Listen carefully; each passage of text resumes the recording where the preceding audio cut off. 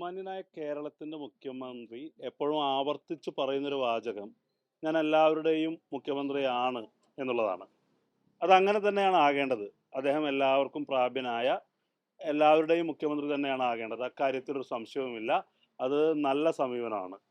പക്ഷേ തുടർച്ചയായി ഉണ്ടാകുന്ന ചില സംഭവങ്ങൾ, കെ പി സി സിയുടെ ജനറൽ സെക്രട്ടറി ആയ പി എം നിയാസ് അദ്ദേഹം തെരഞ്ഞെടുപ്പ് കമ്മീഷണറുമായി ബന്ധപ്പെട്ട വിഷയത്തിൽ അദ്ദേഹത്തിന്റെ ഒരു ബോധ്യം, കൺവിക്ഷൻ, അദ്ദേഹം പറഞ്ഞത് ഈ തെരഞ്ഞെടുപ്പ് കമ്മീഷണർക്ക് സംഘപരിവാർ ബന്ധമുണ്ട് എന്നുള്ള പരാതി പറയാൻ മുഖ്യമന്ത്രിയുടെ ഓഫീസിനെ സമീപിച്ചപ്പോൾ, മുഖ്യമന്ത്രിയുമായി കൂടിക്കാഴ്ചയ്ക്ക് സമയം ചോദിച്ചപ്പോൾ അദ്ദേഹത്തിന് അത് അനുവദിച്ച് കിട്ടിയില്ല എന്നാണ്. അത് കഴിഞ്ഞ് ഇപ്പോൾ കെ എസ് യുവിന്റെ പ്രസിഡന്റ് അലോഷ്യസ് സേവ്യർ ഇത് പ്ലീഡർ നിയമനവുമായി ബന്ധപ്പെട്ട് സമാനമായൊരു സാഹചര്യത്തിൽ മുഖ്യമന്ത്രിയെ ബന്ധപ്പെട്ട് പരാതി പറയാൻ സമയം ചോദിച്ചപ്പോൾ ഇതുവരെ അനുവദിച്ച് കിട്ടിയിട്ടില്ല എന്നാണ് മനസ്സിലാക്കുന്നത്. അപ്പോൾ എല്ലാവരുടെയും മുഖ്യമന്ത്രി എന്ന് പറയുന്ന കേരളത്തിന്റെ മുഖ്യമന്ത്രി, പ്രത്യേകിച്ചും ഒരു കെ പി സി സിയുടെ ജനറൽ സെക്രട്ടറി സമയം ചോദിക്കുന്നു, ആ സമയം അനുവദിച്ച് കിട്ടുന്നില്ല. കെ എസ് യുവിന്റെ സംസ്ഥാന പ്രസിഡന്റ് സമയം ചോദിക്കുന്നു, ഇതുവരെ സമയം അനുവദിച്ച് കിട്ടുന്നില്ല. തൊട്ടു മുമ്പ് ഹിന്ദു ഐക്യവേദിയുടെ നേതാവ് ആർ വി ബാബു, അദ്ദേഹം ഒരു വർഗീയ വിദ്വേഷ പരാമർശം നടത്തി അദ്ദേഹത്തിനെതിരെ കേസെടുത്തിരിക്കുന്ന ആളാണ്. അദ്ദേഹം പറയുന്നത് അദ്ദേഹത്തിന്റെ കാര്യങ്ങൾ അനുഭാവപൂർവ്വം മുഖ്യമന്ത്രി കേട്ടു എന്നാണ്. അപ്പോൾ ഒരു കോൺഗ്രസ് പ്രവർത്തകന്റെ സ്പിരിറ്റോടുകൂടി ചോദിക്കുന്നൊരു ചോദ്യം എന്ന് പറയുന്നത്, ആർ വി ബാബുവിനും ശശികലയ്ക്കും പോലും വിഷയങ്ങൾ അവതരിപ്പിക്കാൻ കഴിയുന്ന മുഖ്യമന്ത്രി എന്തുകൊണ്ട് K P C C general സെക്രട്ടറിക്ക് കെ എസ് യുവിന്റെ സംസ്ഥാന പ്രസിഡന്റിന് സമയം ചോദിച്ചാൽ അത് അനുവദിച്ചു കൊടുക്കുന്നില്ല എന്നുള്ളൊരു ചോദ്യം ഉയരുന്നുവെങ്കിൽ അത് ന്യായമാണ്. അദ്ദേഹം എല്ലാവരുടെയും മുഖ്യമന്ത്രിയാണ്, എല്ലാവരുടെയും മുഖ്യമന്ത്രി ആകേണ്ടതുണ്ട്.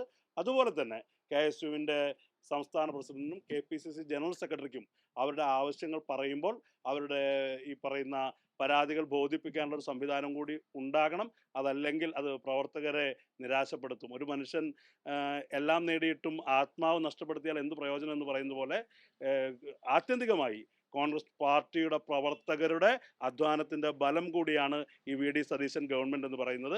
അപ്പോൾ അവരുടെ മനസ്സിനെ വേദനപ്പെടുത്തുന്ന പ്രവർത്തനങ്ങൾ ഉണ്ടാകരുത് എന്നാണ് എല്ലാ കോൺഗ്രസ്സുകാരും ആഗ്രഹിക്കുന്നത്. കാര്യം കൂടി, അതായത് വളരെ ധാർഷ്ട്യത്തോടെ അല്ലെങ്കിൽ പുച്ഛത്തോടുകൂടി അദ്ദേഹം കെ എസ് യുവിന്റെ യൂണിറ്റ് കമ്മിറ്റിക്ക് എന്താണ് ഗവൺമെന്റ് നിയമനത്തിൽ കാര്യം എന്നാണ് ചോദിച്ചത്. അല്ല, അദ്ദേഹം പറഞ്ഞ ഒരു കാര്യം ശരിയാണ്.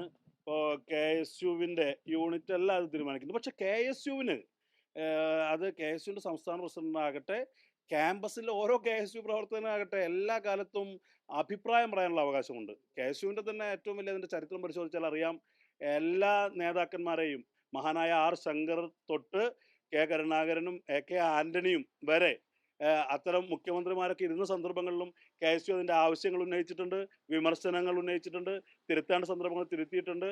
അപ്പോൾ അത് സ്വാഭാവികമാണ്. ഇപ്പോൾ വി ഡി സതീശൻ തന്നെ കഴിഞ്ഞ ഉമ്മൻചാണ്ടി സർക്കാരിൻ്റെ ഒക്കെ കാലത്ത് നടത്തിയ സതുദ്ദേശപരമായ വിമർശനങ്ങൾ നമ്മുടെ മുന്നിലുണ്ട്. അതേ പാതയിൽ ഓരോ കോൺഗ്രസ്സുകാരനും അതുപോലെ വി ഡി സതീശനെ മാതൃകയാക്കി ഇത്തരം സതുദ്ദേശപരമായ വിമർശനങ്ങളുമായി തിരുത്താൻ വേണ്ടി രംഗത്ത് വരും. അത് പാർട്ടിയെ സംബന്ധിച്ച് ഗുണകരമാണ്. അതാണ് വി ഡി സതീശൻ പറഞ്ഞതുപോലെ ഒരു നെഹ്റുവിയൻ ജനാധിപത്യ സങ്കല്പം എന്ന് പറയുന്നത്. അതൊക്കെ പറഞ്ഞിട്ട് അദ്ദേഹം കേൾക്കുന്നില്ല. 2 തവണയായി അദ്ദേഹം അതൊന്നും കേൾക്കുന്നില്ല. ഇപ്പോഴും സമയമൊന്നും അനുവദിക്കപ്പെടുന്നില്ല. കാര്യങ്ങൾ അതുപോലെ തന്നെ നിലനിൽക്കുന്നുണ്ട്. തീർച്ചയായും അത് അദ്ദേഹം അതിനോട് പോസിറ്റീവായിട്ട് റെസ്പോണ്ട് ചെയ്യും എന്ന് തന്നെയാണ് ഞങ്ങൾ പ്രതീക്ഷിക്കുന്നത്.